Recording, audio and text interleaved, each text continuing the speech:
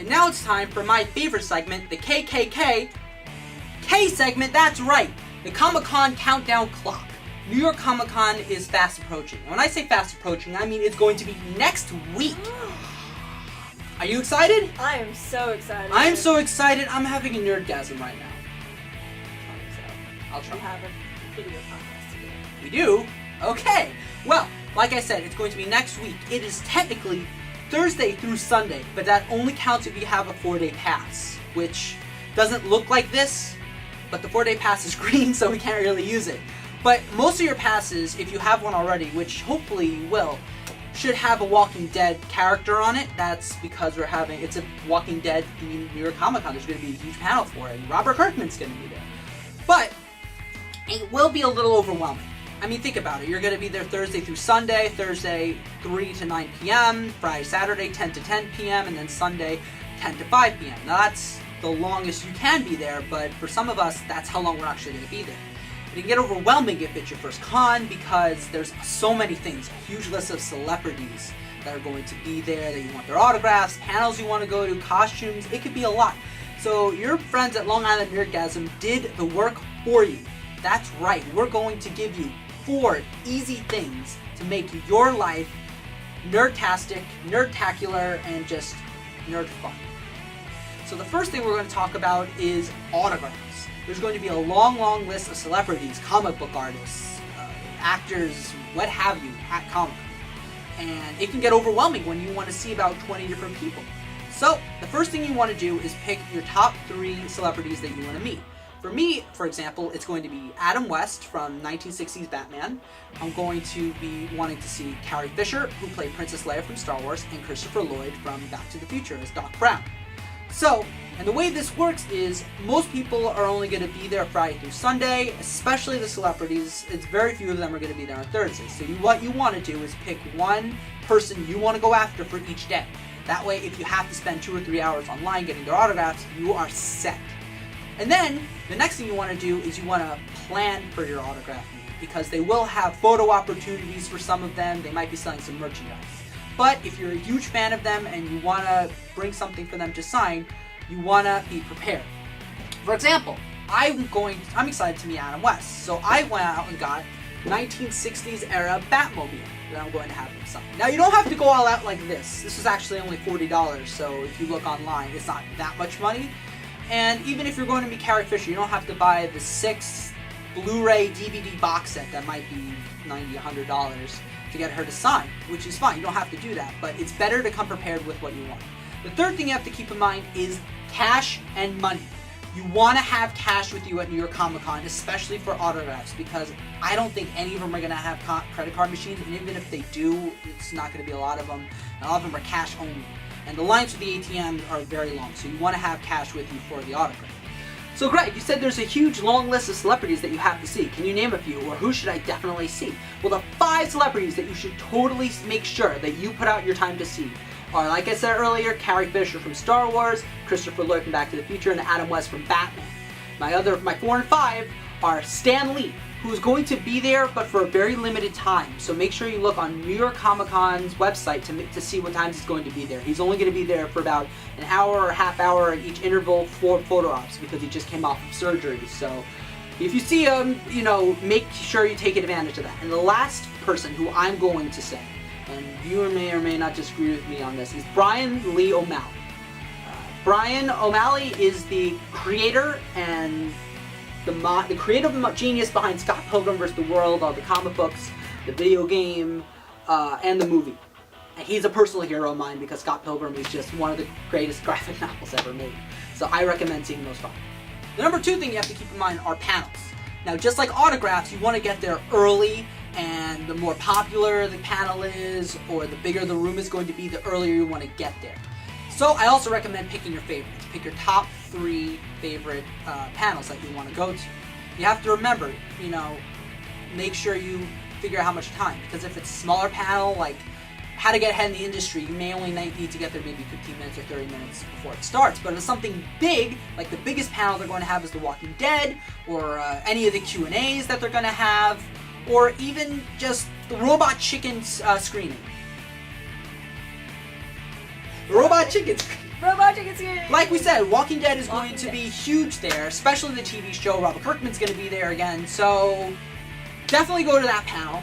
There's going to be a lot of other panels that are going to be packed, right? Oh yeah, sure. Yeah, like the Robot Chicken screening I mentioned. You excited for The Walking Dead? Oh, I have no idea. I don't. You don't. Okay. So, like I said, be there early. If you're pretty safe if there isn't a long line out the door.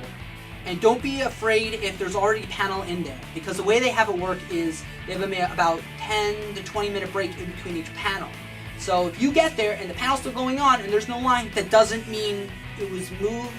It means that you were the first one there, and that's always the best, because you want to see, let alone just getting in. There's a lot of them that are going to have some standing. Number 3 is costumes, which can be a tricky thing, especially if it's the week of Comicon and you still don't have a costume yet. Like Kelly, for example, you don't have a costume yet. No, I'm not going in costume.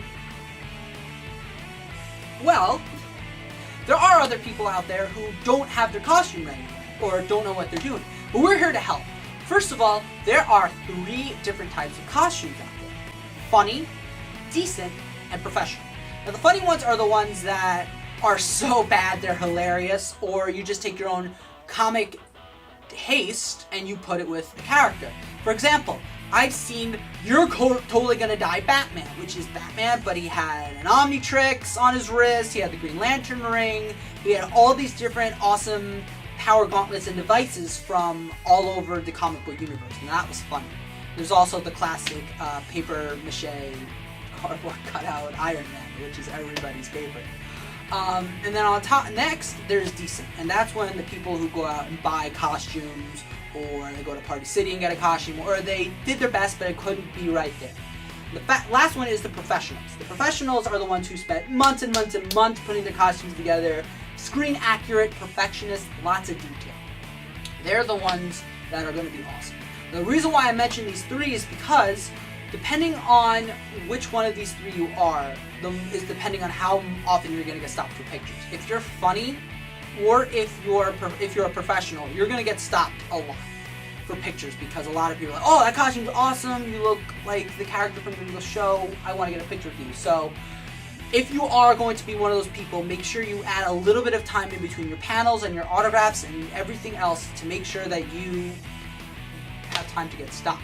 Some of you are probably thinking, Greg, it's Monday or Tuesday, and Comic-Con's this Thursday or this Friday or is the day I'm going, and I don't have a costume together yet. Well, we here at Long Island Nerdgasm have the perfect solution for you.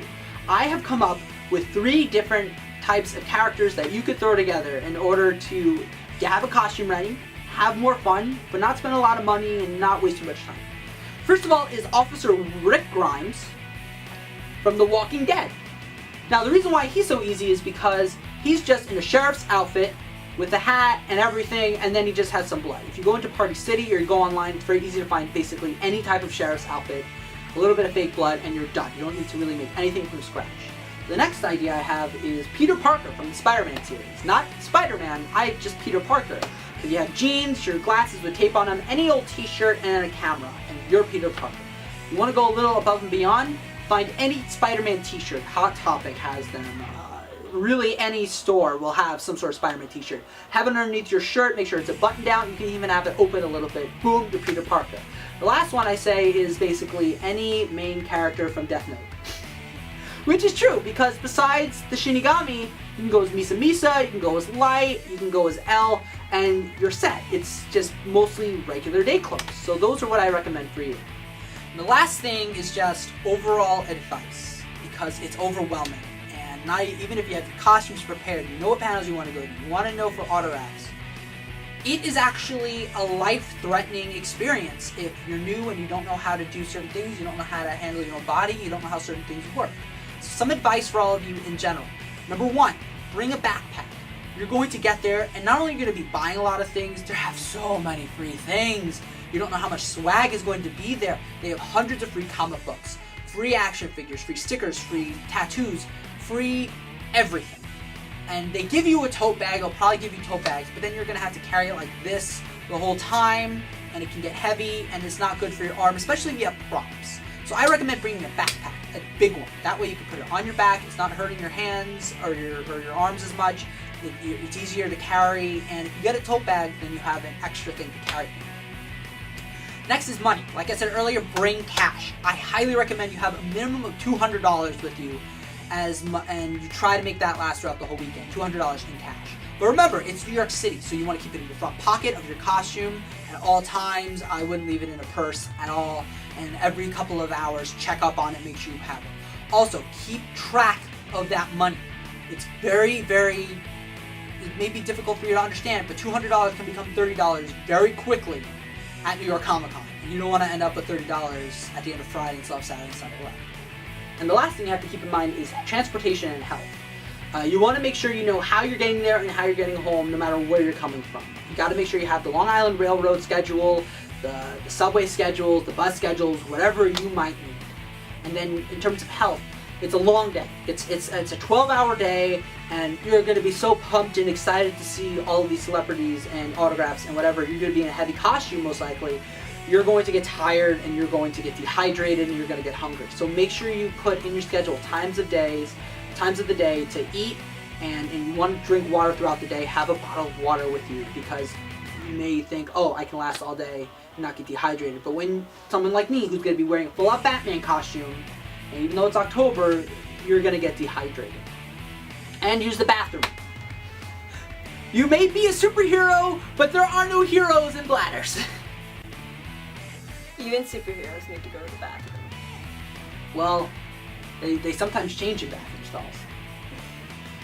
So, I'm sure Superman must pee when he's going from Clark Kent to Superman. Yeah, I mean, convenient, you know.